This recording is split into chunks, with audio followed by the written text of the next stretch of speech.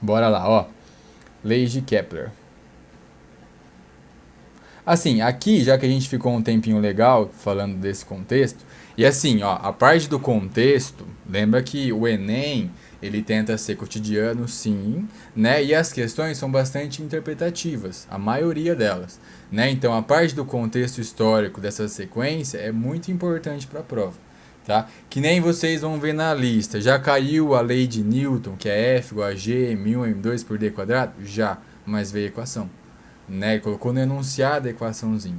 As questões que tem maior dificuldade, que você tem que fazer cálculo, calcular a gravidade, calcular a velocidade de escape, são questões nível 3, que é as mais complicadas. São aquelas questões que você só faz elas se você acertou as outras, né? Vocês conhecem como que o Enem corrige, sim ou não? Aí eu nem entro nesse mérito, né, Vitória? Eu vou deixar um texto bem interessante para vocês lerem. Deixa eu pegar ele aqui já. Deixa eu jogar aqui. Cadê o a página? Aqui. Muita água. Ó, não lê agora não, tá? Presta atenção na aula. Depois que acabar a live, lê esse texto. Não é grande não, tá? Ele faz parte dos livros do Carl Sagan, tá? É uma parte bem interessante para você parar para pensar, né? Do que a gente é, se a gente for comparado ao universo. Tudo que a gente já passou, né? De pessoas matando pessoas, reis mandando matar um monte de gente, Hitler, enfim, né? Tudo que a gente fez comparado ao que a gente é no universo, né? O universo é muito maior do que nós. Então, por que a gente tem que agir dessa forma? Por que a gente é prepotente dessa forma? Mas, enfim, vamos lá, ó. São três leis que explicam basicamente tudo que a gente estava vendo naquele instante, todas as notações que a gente tinha, né? A primeira lei, a gente chama a lei das órbitas. Que é assim, eu vou enunciar, eu vou explicar brevemente o que é uma elipse, tá? Não vou entrar tão a fundo também, mas só para a gente ter uma breve noção aí. Então, ó, a órbita dos planetas ao redor do Sol é uma elipse onde aí o Sol, né, concordando com o Sol, ocupa. Minha cara tá na frente? Deve estar. Deixa eu ver. Aí. Ocupa um de seus focos.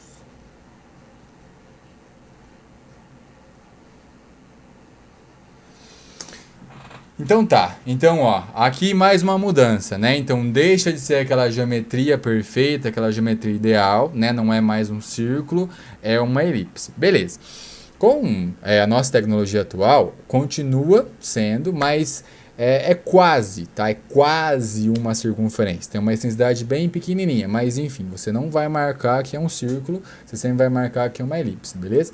Mas para a maioria dos exercícios com conta, presta atenção no que eu estou falando.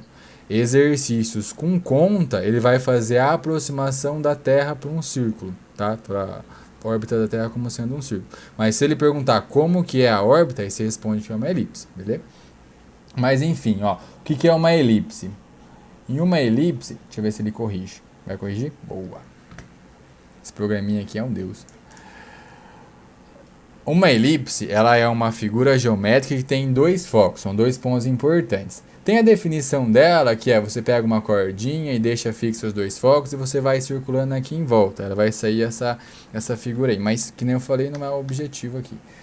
Mas enfim, ó, você tem aqui uma elipse, onde ela tem dois focos. Então você tem aqui um foco 1, você tem aqui um foco 2. Beleza. Por mais que o Sol não está no centro dessa elipse, mas já tira o Sol de novo, né? Não está nem no centro da órbita mais. Mas enfim, a elipse tem um centro, tá? Ela tem aqui um ponto médio entre os focos.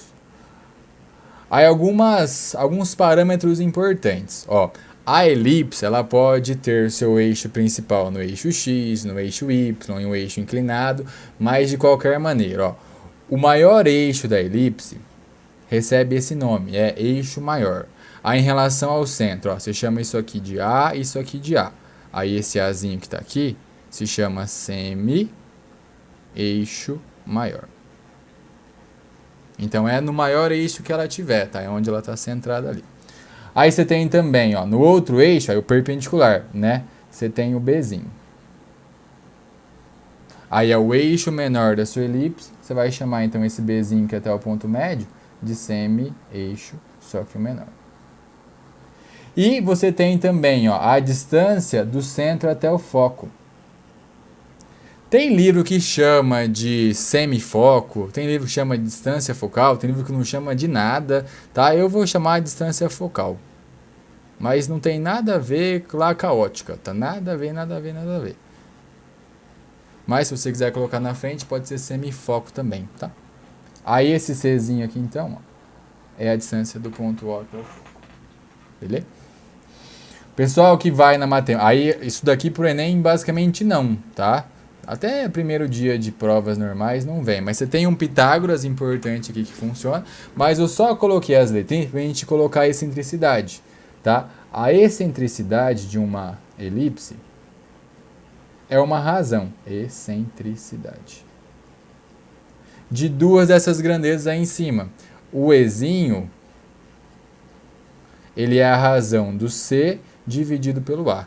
Então você vai pegar a distância focal aqui dessa elipse e você vai dividir pelo semi-eixo maior, tá? Então é C dividido por A. Essa aqui é a excentricidade. Beleza, ó, você consegue perceber no desenho, né, que o A ele é maior que o C. Tá vendo ou não? Sim, né? Então, como o A ele é maior que o C, isso aqui resulta num Ezinho que pode ser 0 e pode ser 1, né? Ou entre esses dois valores. Beleza, agora olha só, eu não consigo fazer isso com a mão agora, mas faz mentalmente aí. Imagine que você vai aproximando os dois focos em direção ao centro, né? Ó, o foco 1 você manda ele para a direita e o foco 2 você manda ele para a esquerda. Então eles vão coincidir em algum momento. Está vendo que ela era achatada? Se você for aproximando os focos, ela vai ficando mais gordinha, né? Só que o mais gordinha que ela pode ficar é virar o quê? Vai virar um círculo, né? Então, na verdade, o círculo, ele é um caso particular da elipse, né? Quando o Ezinho vale 0, ó, você tem ali um círculo. Na verdade, o nome é circunferência, né? Porque daí é só a parte de volta, mas pra gente entender mais fácil, circunferência. Beleza? Aí quanto maior for esse Ezinho, mais achatada, né? Quanto menor for esse Ezinho, quando for 0, aí mais circular é essa órbita, beleza? Se você pegar a órbita da Terra agora, escreve Terra aí no Google e vê quanto que é o Ezinho da Terra. Você vai ver que é 0,017. Não é 0, mas é pequenininho, né? Então é quase um círculo, mas ainda não é, beleza? Beleza, eu não vou nem chamar aqui ainda, nem de periélio, nem de afélio, nem de nada. Tá? Eu só vou colocar ali as partes importantes, tá?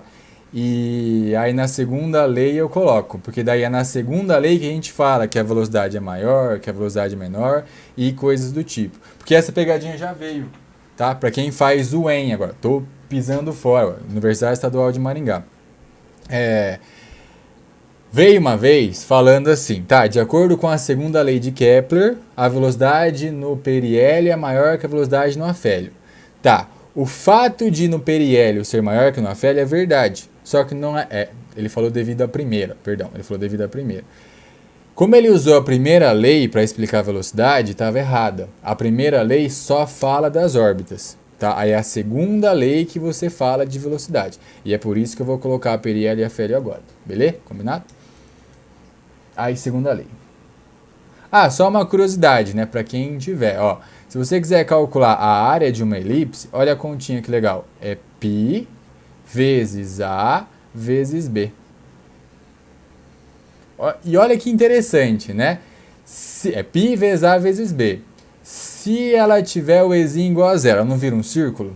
Se ela virar um círculo, você concorda que o A e o B se tornam iguais? Né? Aí o A é igual ao B, que é igual ao quê? Distância do centro até um ponto dela. Vira quem? Vira raio. Aí raio vezes raio dá π vezes r elevado ao quadrado, tá? De novo, né? O círculo é um caso particular da elipse. A segunda lei, a gente chama de lei das áreas. Se precisar voltar, muito sacana, né? Verdade. E ela tinha 3 alternativas de matemática e 2 de física. Era um cubo dentro de uma esfera, dentro de uma pirâmide. Era uma doideira aquela questão. Se precisar subir, vocês me falam, tá? Só escrever aí no chat. Beleza. Aí a segunda lei fala assim, ó. O raio vetor que une o Sol ao... deixa eu só subir aqui. Só para falar mais uma informação. Kepler fez as leis, tá, em relação ao nosso sistema solar. Então, qualquer planeta que orbite o Sol, segue essas leis. Mas você pode estender esse raciocínio para outras órbitas, beleza? Mas aí não foi o Kepler que fez, daí foi uma extensão dessa ideia, tá? Então, a Lua em volta da Terra, você pode usar. Enfim, ele inventou um planeta que está lá não sei aonde, em torno de uma estrela que está lá não sei aonde, né? Se for uma órbita, você pode usar também, tá? Então, Kepler fez para o sistema solar, mas essa ideia ela é estendida para outros sistemas também, tá? Então, o raio vetor que une o Sol ao planeta. Eu vou usar a palavra que todo mundo usa, tá? Que foi usado no artigo. Que ao planeta varre áreas iguais em tempos iguais.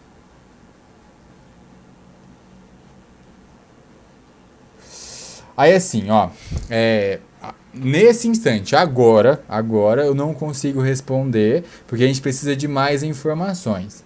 Mas uma pergunta que eu, Rubens, sempre tive, né? E eu sempre pesquisei e tal, era moleque, falei assim, mas por quê, né? Só ouvi o professor falando. Por que que é uma elipse? Né? Por que tem que ser uma elipse, na verdade? Então, mas para explicar isso, aí eu tenho que falar de velocidade de escape, tenho que falar das energias. Mas seria como se fosse, tá? Imagina que está vindo um cometa, né? O cometa vem ali e passa próximo à Terra. Quando ele passa próximo à Terra, ele sente a gravidade da Terra, né? Mas se ele tiver uma energia cinética muito grande, ele vai sofrer um desvio e vai sair. Olha só a figura que forma. E olha que legal que é isso, né? Você tem aqui um planeta. Pessoal bom de matemática ajuda eu agora, ó. Aí está vindo aqui um cometa e ia passar em linha reta. Aí, por conta da gravidade da Terra, ele sofreu um desvio. Só que ele não ficou preso. Ele não ficou preso na órbita da Terra. Ele só sofreu um desvio e vazou para outra galáxia. Outra galáxia não, ele vai ficar preso na do Sol. Mas enfim, né? Vai sair ali da órbita da Terra. Essa curva que a gente tem, ó. Como que chama? Alguém? Deixa eu tomar um trailer aqui. Tá dentro das cônicas também. Começa com H.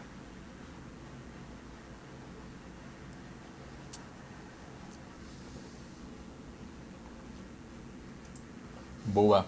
Boa. Boa. Valeu, gente. Isso aí. Então a gente pode ter as cônicas envolvidas aí.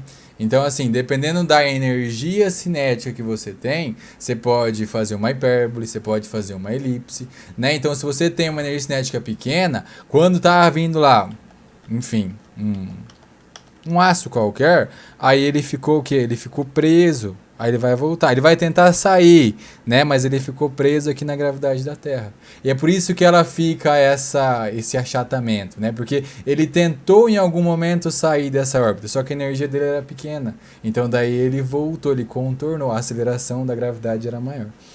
Por isso que não é um círculo perfeito. Mas enfim, tem toda uma conta e tal, tem toda uma razão. Se for meio, se for aí já fica bem mais específico a conversa. Mas enfim, vamos lá. Vou desenhar outra elipse. Aí aqui está o nosso solzinho. E aqui está outro foco. Outra pergunta que sempre vem também tem dois focos. Um tá o Sol. O que tem no outro foco? No caso da Terra, o outro foco é basicamente dentro do Sol também, né? Você tem ali o Sol bastante grande, né? E você tem ali uma quase excentricidade de zero, né? Então os pontos estão bem pertinho. Mas enfim, se fosse outro planeta que tem distância focal bem grande, não interessa, não vai ter nada no outro ponto, tá? Ele é um ponto matemático, não tem nenhum antissol, não tem, enfim, não tem nada naquele ponto, tá? Nada em especial. Mas ó, no caso aqui da Terra, então ela está fazendo esse movimento, né? Então ela está aqui em volta do Sol. Vou fazer um pouquinho mais aberto aqui.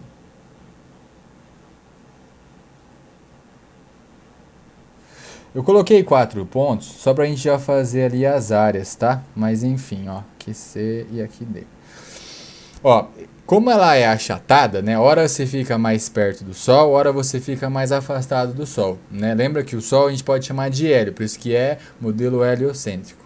Então, quando você fica perto do Sol, você fica perto do hélio, né? Então, um nome legal para a gente chamar isso é perto do hélio, periélio. E quando você fica mais longe, ó, é porque você fica mais afastado, né? Mais afastado do Sol é afastado do hélio, a gente pode chamar de afélio, beleza? No caso da Lua em relação à Terra também tem esse nomezinho, só daí vai ser perigeu e o contrário também do afélio aí, tá? Mas mesma coisa. Enfim, o que é esse raio vetor? O que são essas áreas? Né? Então, ó, você vai pegar do planeta até o Sol e você vai traçar uma linha reta. Você vai pegar do planeta até o Sol e você vai pegar uma linha reta. Então, de A até B, ele demorou um certo intervalo de tempo. Então, tempo de A até B. Assim como, ó, existe um raio vetor que vai do Sol até o planeta lá no ponto C e também no ponto D. A rigor, lembra que distância ou esses vetores, você sempre parte do centro dos astros, tá? Tanto do Sol quanto do planeta. Aí o que acontece, ó?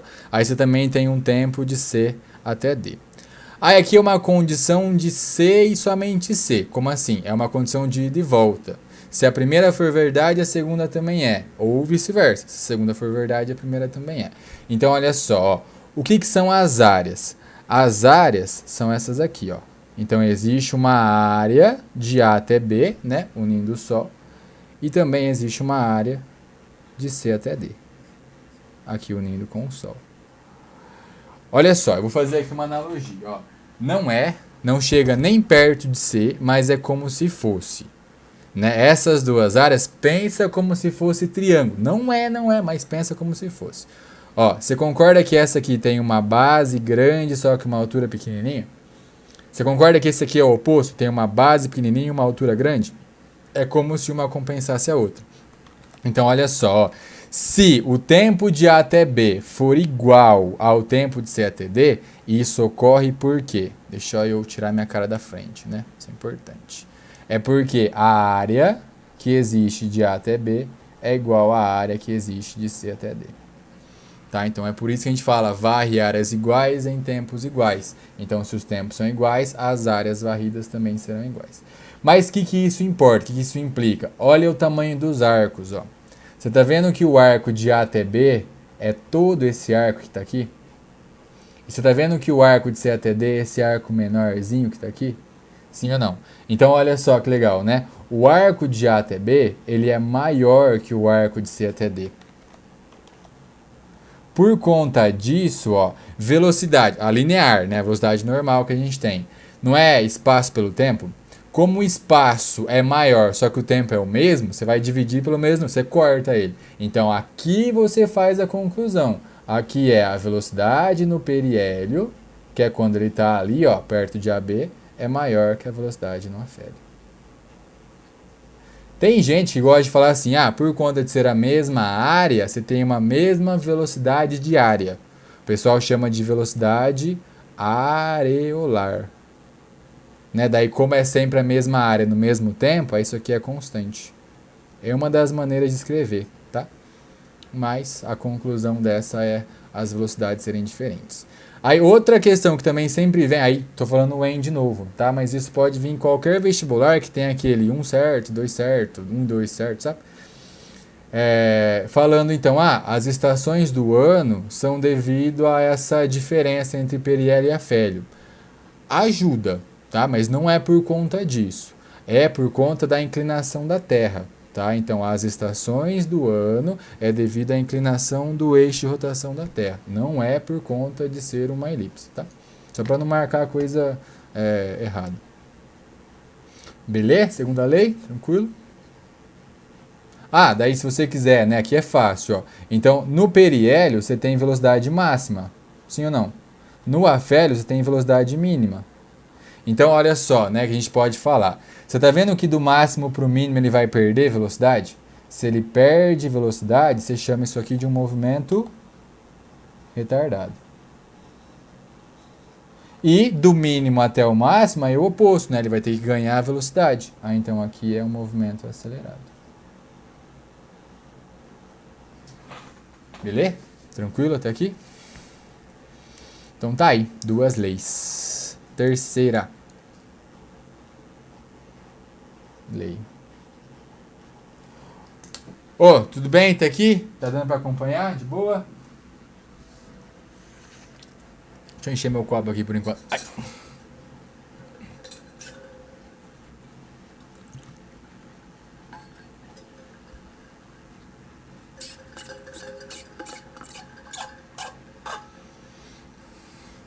Cadê o pessoal? Vocês estão aí, pessoal?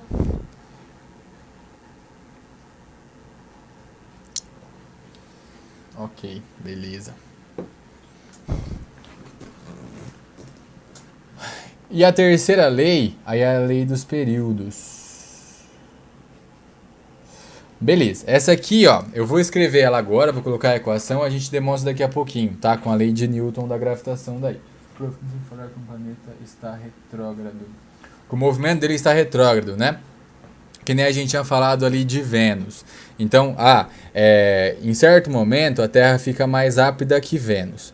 Né? Então, como a gente está mais rápido, a gente vai começar a se afastar. Então, se você olhar para Vênus, parece que ele está voltando.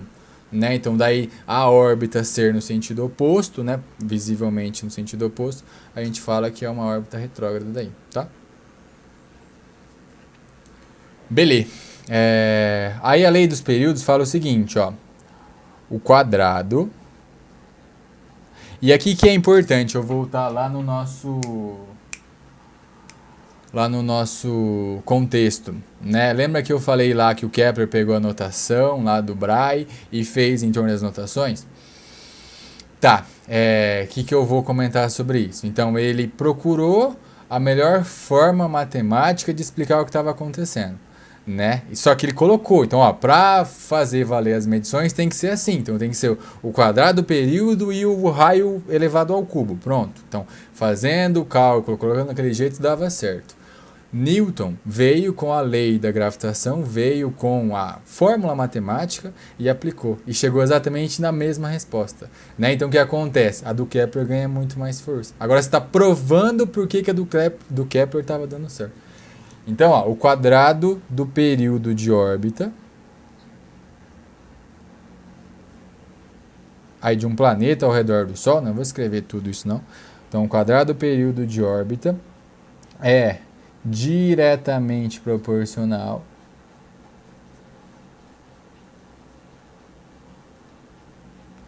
ao raio médio elevado ao cubo. Elevado ao cubo. Beleza. Antes de escrever isso daqui, eu vou voltar aqui em cima, em uma elipse, ó, só para deixar desenhadinho aqui também. Se couber no seu, ótimo, se não, dá um jeitinho aí. Ó, aqui a gente tem o Sol, aí a gente tem o seguinte, ó, distância do Sol até o periélio chama de RP, raio do periélio. Distância do Sol até o afélio chama de RA. Né? Eu não escrevi raio médio, então bem simples. Ó. O que é o raio médio? É a soma dos raios, aí você divide por 2, tá? Então soma o raio do periélio, soma o raio do afélio e divide por 2. Aqui tem uma relação matemática bem interessante do seguinte, ó. Lembra que eu falei dos... Lembra que eu falei dos eixos lá? Né? Isso aqui é o eixo maior, concorda? Do centro até um, do centro até o outro era Azinho. Então você concorda que isso aqui é 2A? Chega você na conclusão. Vai lá, eu dou 30 segundos. O que o desenho está te mostrando? O desenho não mostra que o RP mais o RA dá 2Azinho? Sim ou não? Se você isolar o Azinho, o que vai aparecer ali? RP mais RA dividido por 2. Então você sozinho, só com o desenho, você conseguiu perceber, sem nenhuma propriedade, só o desenho, você conseguiu perceber que o raio médio ele é esse semi-eixo maior ou não? De novo, vou repetir, ó. Médio, o que significa a palavra média? Eu tirei 30 em uma prova e 70 na outra. Soma e divide por 2, né? Então aqui você tem dois raios. Pega o RP, pega o RA, soma e divide por 2. Isso aqui é definição de médio. Só que olha o desenho, ó. Concorda que o RP, que é isso, mais o RA dá esse 2A, que é o nosso eixo maior, e esse 2 multiplicando passa dividindo? Então, se você quiser colocar no lugar do RM o semi-eixo maior, tá correto. Tanto é que na lei original ele não escreveu raio médio, ele escreveu semi-eixo maior, que dá na mesma, é a mesma coisa, tá? Então não fica com medo de marcar se aparecer essa expressão, é igual, tá? Mas enfim, ó, se você quiser escrever, como que vai ser essa lei, ó? Lembra que diretamente proporcional é uma razão, né? Então é o período elevado ao quadrado dividido pelo raio médio elevado ao cubo. Se é diretamente proporcional, é porque isso dá uma constante, né? Então isso aqui resulta em uma constante. Pronto, tá aí.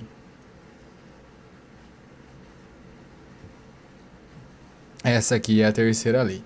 Tá, mas importante, ó, a gente vai demonstrar daqui a pouquinho ela, a gente vai ver que não depende da massa do corpo, mas isso eu escrevo lá daí, tá? Qual que é a importância dessa lei? A importância é que é uma constante. Se é uma constante, eu posso fazer o valor para a Terra igual ao valor para Marte. Eu posso fazer o valor de Mercúrio igual ao valor de Plutão. Por mais que não seja mais planeta, né, o planeta não, mas ainda orbita o Sol, então vale a mesma constante. Né? Então, outra informação, né? De novo, Kepler fez para o sistema solar, mas você pode estender isso para outros sistemas, desde que você tenha alguém sendo orbitado. Tá? Então, se você quiser fazer, tem a Lua em torno da Terra e você coloca um satélite em torno da Terra, você pode igualar os dois porque eles orbitam o mesmo astro, tá? Tem que ser o mesmo cara sendo orbitado, aí vale todas as leis, beleza? Então, o que você pode fazer? Já que é uma constante, você pode fazer que ele de um planeta, vou tirar o mzinho, tá? É igual a ele de outro planeta. Então, se você souber as informações da Terra, né, você consegue saber informações de outro planeta que está aqui no nosso sistema solar. Essa conta eu não vou fazer, porque daí a gente vai perder um tempinho, mas faz assim, daqui a pouco faz um exercício você, né? Pesquisa aí na internet, raio da Terra, né? O raio de órbita daí. Ele vai te dar o do afélio e do periélio. Soma e divide por 2. Né? Aí o período da Terra você sabe, que é 1 ano. Aí você pesquisa também o raio de Júpiter, raio de Saturno, raio de Plutão, enfim, de qualquer outro planeta ou planeta não. E você consegue calcular o período. E compara com os valores que estão lá, e vê se bate. Tá? É legal esse exercício para treinar matemática também, né? Porque tem um quadrado e tem um cubo que está aí.